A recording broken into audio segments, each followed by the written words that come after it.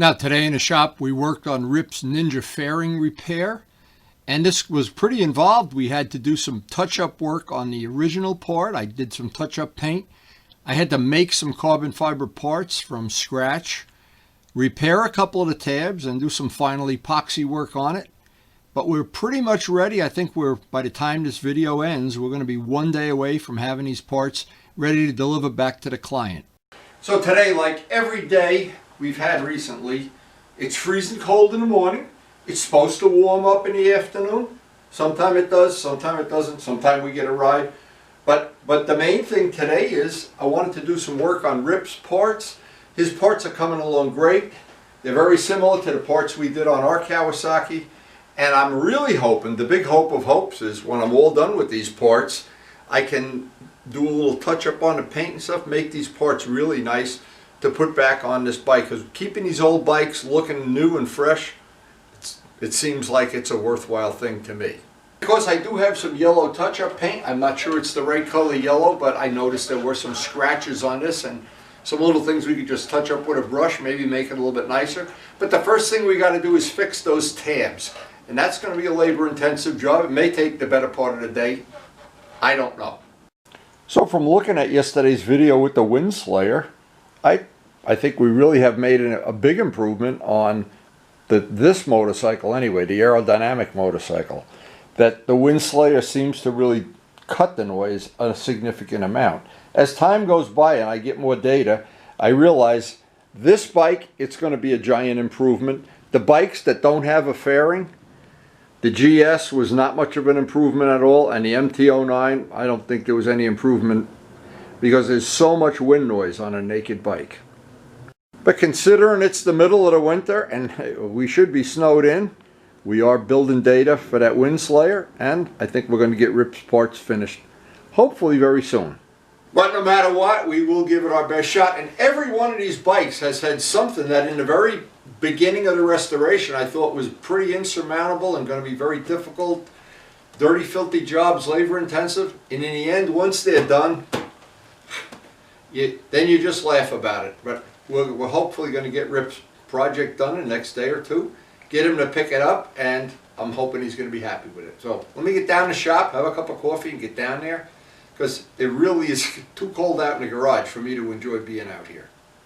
And it rained overnight, and this is the kind of day that it's still cloudy, and they're predicting 50% chance of rain. But the thing is, sometimes it clears up, and we get a ride, and sometimes we don't. You just got to play potluck this time of year. And one thing I know will make it a lot better, once I have my coffee, I'll get motivated. I hope. So after a good cup of coffee, the first thing I want to evaluate, and this is really the whole thing in a crux. I put in that piece of 1/8" music wire in JB Weld. I want to see if that, oh my God, totally eliminated the stress riser. And so I think this one is pretty much in the bank and we're ready to just, well, I'm happy the way that came out. I'm not unhappy at all. I think that's going to be fine. Now, it has the look that this repair worked out pretty well. I'm really impressed. Now, there's a lot of stuff on here that I don't understand. This looks like it was an accident here. And it looks like it picked up some of the, I'm not sure. Yeah, it's tar or something. But I can get that off. Now, I'm not trying to do like a refinish of the fairing, but as long as I have it here, anything I can touch up, and I don't know if this yellow that I have is going to be reasonable or not. Maybe it is, maybe it isn't. Let's see. But I know you'll see this up here. So I guess the first thing I ought to do here, we ought to do a little test. I have a little yellow of the yellow that I have, of course, for the RD and the FCR. And this is a custom mixed color, so I'm sure it's not going to be an exact match. But if Rip had the exact thing, he could just do the same thing I'm doing up here. And it's not going to make it look perfect, that's for sure. But from 10 feet away, it'll look better than seeing big gougy scratches, that's for sure. So this is a little bit too yellow, so I won't overdo it. But just to touch up some of these really deep gouges, and I know there's not much you can do about this, but I just think it'll look a little bit better. And of course, this is all in the eye of the beholder.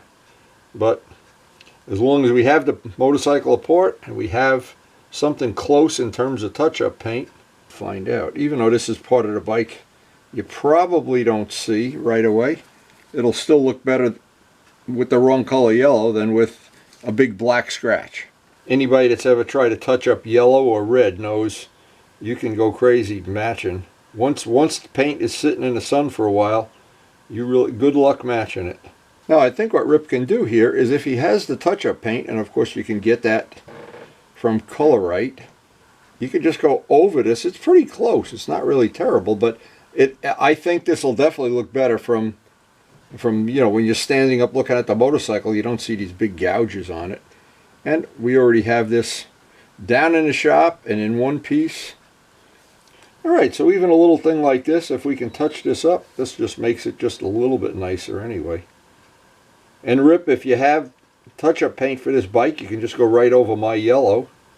That would be a good way to do it. And this part I think we can put aside, and I can start working on making up those tabs. Now I purposely left a lot of time for doing those tabs because I know it's going to be a labor-intensive job.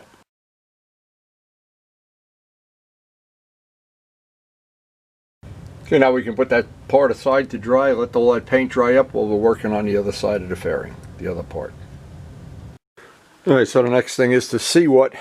Yesterday we got this put on. We coated it with epoxy so it has a smooth, you don't pick your fingernail up on that. We still have to drill the holes, of course.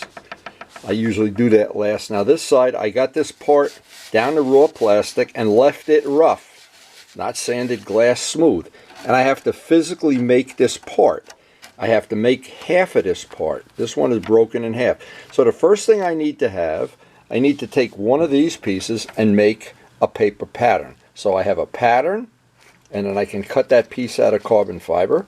And then this one is going to be difficult to install, but that's why they pay me the big money.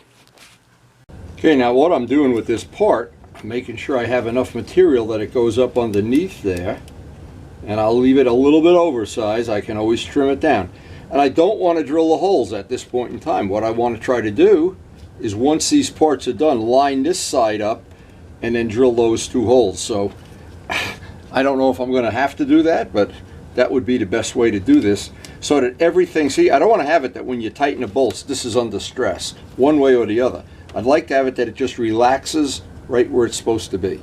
That must be our lucky day. We have yet another piece, a perfect size piece of, otherwise we'd have to make a piece of this, and it just saves us time not having to do that. So we can cut these pieces. As always, it's not real critical, just leave them a little oversized for now. I know I need two of them. Get out the Dremel saw, and don't drill the holes till the very end.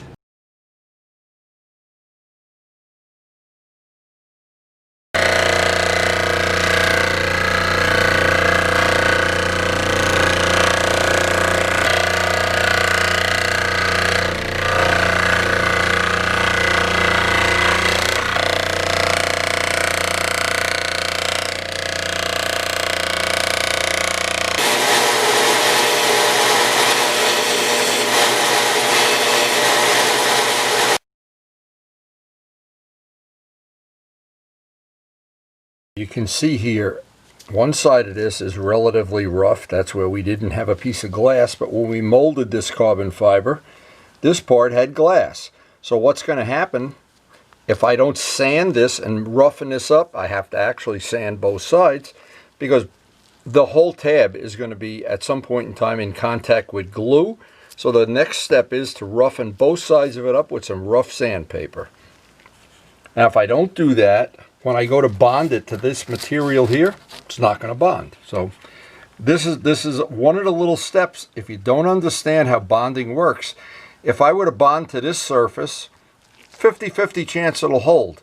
But if I etch the surface, make it like a washboard. If you look under a microscope, it'll look like a washboard.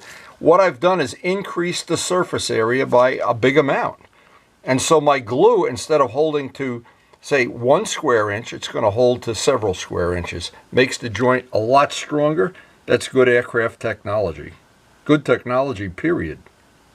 And these are all little steps that either make a job successful or A lot of people are mystified when they glue something, even with JB Weld, and do everything right, and it's on a smooth surface. Whenever you glue anything, you want scratches, you want roughness. The rougher you have it, actually, the better. And this one little step can change the whole outcome of a job. And that's got to be rough.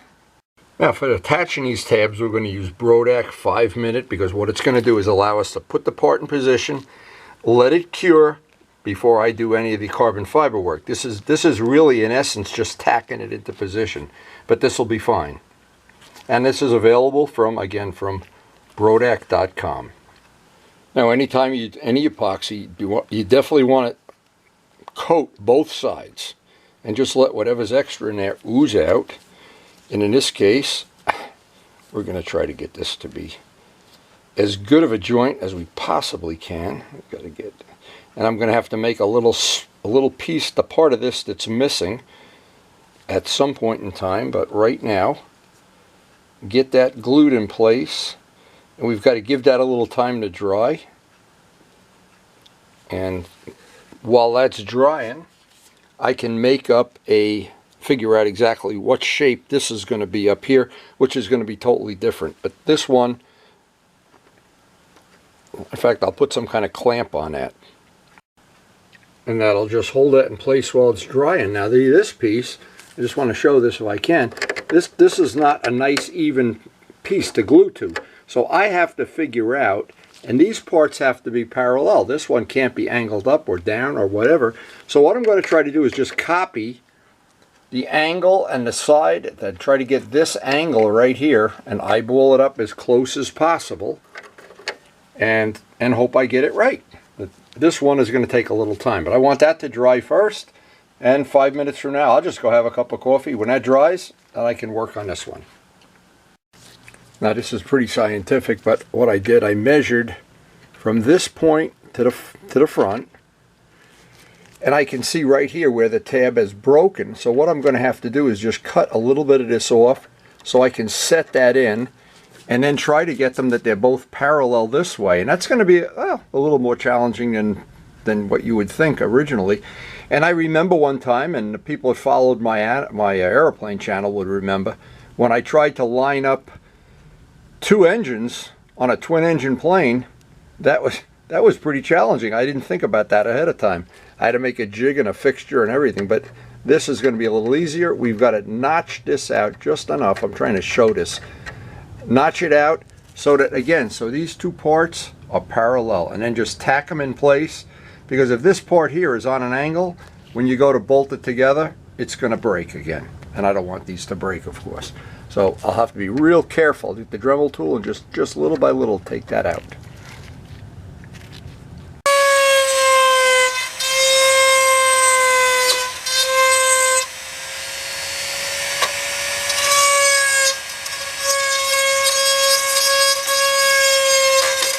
Now, what always happens on a job like this, and I've done this so many times, something you think is going to take 5 minutes winds up taking 1 minute, and then something you think is going to take 10 minutes takes 3 hours. Fitting this in so it would stay by itself, and getting the angle right. Now I'm going to tack this in with the 5-minute epoxy and just babysit it, because as I drop it, this edge lined up with this edge, this lined up with this edge, so that kind of gave me an idea of what that angle should be.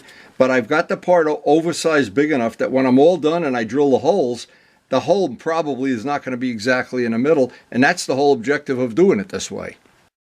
Okay, that's got to set up, and all that glue is doing is just holding that in place. Then we're going to try to fill this little gap with epoxy, and I'll put some tape on this side, fill it from the top, and that should make it good and solid, so that while this one will be dried, and I can do the carbon fiber on this one, and by that time this will be dry, I can do the carbon fiber on that one. And then the last thing we'll have to do is line it all up and drill the holes. This gets pretty labor intensive when you want to do it right. Now that'll allow me to turn the part over and fill that gap from the top with 5-minute epoxy. And when that's dry, of course, we just take the tape off. And that'll really hold it in place, I hope. Let's hope. So by filling that with epoxy now, and I've kept it in a position where it won't dry, it won't drip. We've created a little piece of plastic that wasn't there before. Once that totally cures, I can pull that blue tape off. In the meantime, I can cut the carbon fiber pieces the same as the other side. That'll go laminated over this, and we'll be ready to install it. As soon as this epoxy is totally cured, it looks like it's totally cured already. Now, a good way to tell when your epoxy is totally cured, just leave one of the Q-tips in the mix. Now we're ready to go to work on making that carbon fiber reinforcement. Now, I have a lot of different kinds of carbon fiber, but this is the material I like the best because it's a tight weave and it bends around corners nicely. So I'm going to cut 2 pieces of this for my reinforcements. And it's obviously anything, this is really 4 ounce, so it's really strong. And if I have to, if it didn't look like it was strong enough at the end of this job, I just double up on, put an extra layer on. And do the same old thing as yesterday. And repeat of yesterday, I want to trim the edge of this so there's a lot less unraveling. I've got Brodax CA. It should make a nice bond on this. And when it's all done, we'll trim it off. As soon as you feel it get hot, get your fingers away from it. Or your fingers stick to it. Before I go to the forward one, I have to make this little piece that's missing here. That should be no problem. We'll just make it with a piece of carbon fiber scrap, the way we made this. So it's just the same thickness. That'll be a piece of cake. And then we'll be able to get this whole thing tidied up, sanded down. I think this is going to be a good repair. Easy, I'll just make that filler piece from a piece of scrap carbon fiber and epoxy it in. And while that's drying, I can move over to this one. Once I take the tape off, I think you'll be able to see I actually created a little piece of material there with the epoxy. And that gave us a nice step. That'll hold that in position while I put the piece on the back.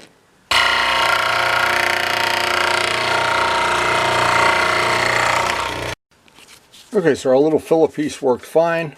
We got several layers of CA in there. Now this one's ready to do the carbon reinforcement on the back, and we'll be at the point where we can do a little rough test fitting. Now, as I always try to emphasize, this is filthy dirty work, and I'm waiting for that epoxy to dry. And we've got all our carbon fiber extra reinforcements in there. I will have to trim that off, sand it, and put that final coat of epoxy on. And then this is going to have to sit for 24 hours because all that epoxy is soft. And then I'll do my dry fit and drill the holes, and we'll try to clean up and touch up anything that still needs to be touched up on this. But we're 1 day away from having this done. Well, today we did make some real good progress on this. This is ready for, I think, hope, if all goes well, the final day. Because I need to fit these 2 parts together, make sure all the holes line up, see if I have that extra rubber bushing I can donate to Rip's cause. Touch up some of the paint, and if we have a little extra time, run a buffing wheel over it a little bit, just clean it up for him. I think we can finish it in 1 more day, but it's always, nothing is predictable here. I thought I was going to get a ride this afternoon, and this took a little longer than necessary, but doesn't matter. It's a good mitzvah.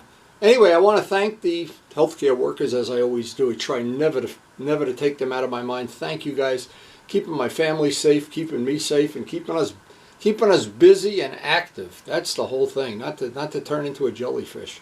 So anyway, tomorrow, well, the next day, we will try to finish this up for Rip. I'm sure he's itching to see it in real life and have him come down and pick it up.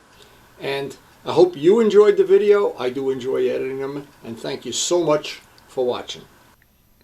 Now, we do try to post up something every day, and here's some interesting photos from not that long ago. This is Lauren, of course, and her Ducati Monster. She's a member of the A-Team, and we all miss her, of course. She hasn't been around for a while, but look at the day we had. Now, Lauren and I went on this ride. We went up to what I call the bomber, the Connie, that's at Nairobi Airport. And what made me think of it was Turbo Steve went up there a few days ago, sent me some nice pictures. I think he was with Dale, but I'm not sure. It looks like they had a little bit of a winter day. This is a summer day. Now, if you ever go up to Nairobi Airport, you got to go inside the bomber. You got to get a little tour, and you have to read everything. I call it the bomber. It's really a Connie. This plane was flown into a 1,700 and some foot runway where a mountain is at the end, and you can walk around. They have a gate, a patio built out over the wing. You can look in. You can sit in a control tower here. It's just beautiful. The people that own the restaurant, Tony is the one that, or maybe formerly owned it, was very, very friendly to motorcycles. And in fact, when I was there the first time in many years, he recognized me. As we walked in, I was with Morgan, and I don't remember who else, maybe Glenn, I don't know. But anyway, Tony recognized me, and hey, come on. And we had lunch there, and God, it was a great time. But now, in the middle of the winter when it's freezing cold, having these pictures and just the great memories of a great day. And Luciano and I both worked on Lauren's Monster many times. And I know Luciano will remember the back brake, trying to bleed the back brake. Good luck with that. A Ducati Monster. Hey, I know Luciano will remember that. We worked in his garage on his bike on a really hot day. Anyway, Lauren, we do miss you. I wanted to end the video by saying I try to do these projects, and I'm trying to be that I don't leave any steps out, because there really are people that want to do this stuff. And especially if you're not a person that has high dollars and you can just go out and buy new stuff, that's nice. The problem is with a lot of these old bikes, you just can't buy the stuff. And even if you can, it's in worse shape than the stuff you already have. So being able to fix them is to me, a critical thing of motorcycle restoration. And I hope I haven't left out any steps. I hope you enjoyed the video. I certainly enjoy watching them and editing them, and great memories. Thanks for watching.